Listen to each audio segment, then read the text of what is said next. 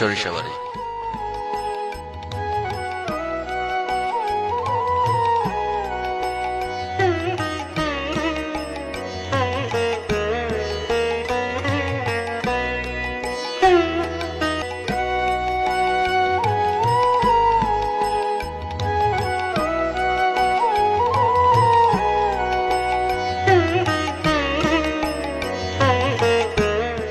তদানীন্তন ব্রিটিশ শাসনামলে বর্তমান চর সরিষাবাড়ি ছিল আদি সরিষাবাড়ি।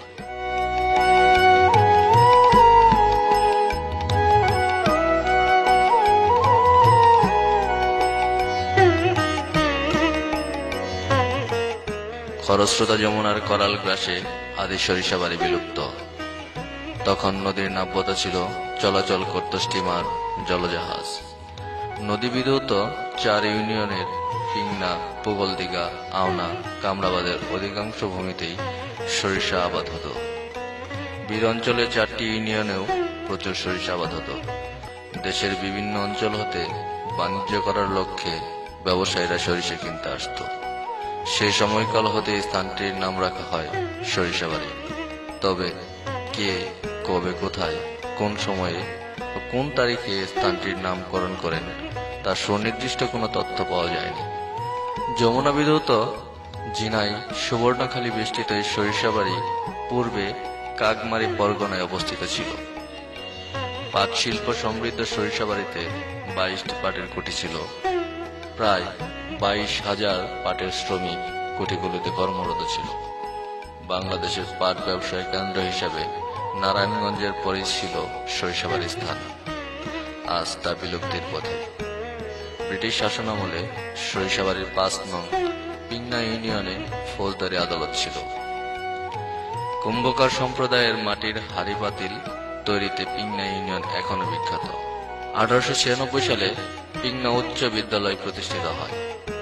মহাকবি কায়কোবাদ পিংনাতে পোস্টমাস্টার পদে থাকাকালীন অবস্থায় তার বিখ্যাত আজান কবিতা রচনা করেন। ডোয়াইল ইউনিয়নে প্রচুর হিন্দুদের বসবাস ছিল। ডোয়াইলের চরের মুগ ডাল ছিল প্রসিদ্ধ। বৃহত্তর ময়মনসিংহে ডোয়াইলের মুগ ডাল সোনামুখ হিসেবে প্রসিদ্ধ ছিল। পুগলদিঘা সরিষাবাড়ি উপজেলার সর্ববৃহৎ ইউনিয়ন। এশিয়ার সর্ববৃহৎ ইউরিয়া সার কারখানা সরিষাবাড়িতে অবস্থিত।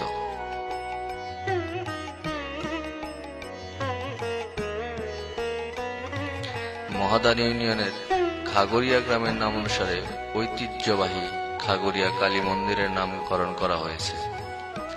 সুদূর ভারত হতে এখানে হিন্দু সম্প্রদায়ের লোকজন উপাসনার জন্য আসে এবং 3 দিন ব্যাপী মেলা বসে।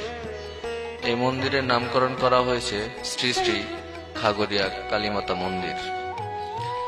এছাড়া বছরে আরো 4টি মাঝারি হিন্দু ধর্মীয় অনুষ্ঠান হয়। পুরাতন জগন্নাথগঞ্জ ঘাট স্টিমার স্টেশন ছিল। নদীর নাব্যতা হারানোয় স্টিমার ঘাটটি বিলুপ্ত। এটি আওনা ইউনিয়নের অন্তর্গত ছিল। 1335 বাংলা সনে প্রতিষ্ঠিত শ্রী শ্রী রামকৃষ্ণ সেবাশ্রম সরিষাবাড়ি পৌরসভার 4 নং ইউনিয়নে অবস্থিত। বাংলাদেশের 23টি প্রতিষ্ঠানের মধ্যে এটি একটি মানব সেবাধর্মী প্রতিষ্ঠান। সরিষাবাড়ি সদরে 2টি বাজার 2 দিক থেকে অবস্থিত।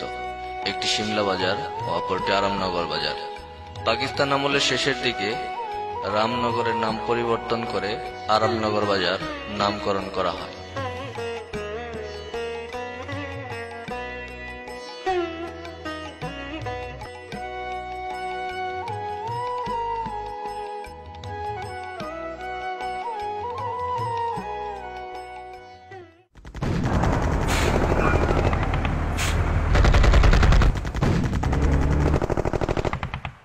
স্বাধীনতা যুদ্ধের সময় হানাদার বাহিনীর অত্যাচারে অতিষ্ঠ হয়ে সরিষাবাড়ি জনগণ যখন দিশেহারা, তখন সরিষাবাড়ির যুবকেরা মাতৃভূমি রক্ষার জন্য মুক্তিযুদ্ধে যাবার প্রস্তুতি গ্রহণ করে। তারা রাতের আধারে নৌপথে জীবনের ঝুঁকি নিয়ে ভারতে গমন করে। ভারতে প্রশিক্ষণপ্রাপ্ত হয়ে দেশের বিভিন্ন স্থানে সমরে অংশগ্রহণ করে। সরিষাবাড়ি উপজেলার বাউসী রেল ক্রসিং এর সন্নিকটে পাক হানাদার বাহিনীর সহিত রাতের আধারে মুক্তিযোদ্ধাদের তুমুল সম্মুখ যুদ্ধ হয়। যুদ্ধে কালাম সহ কয়েকজন মুক্তিযোদ্ধা শহীদ হন।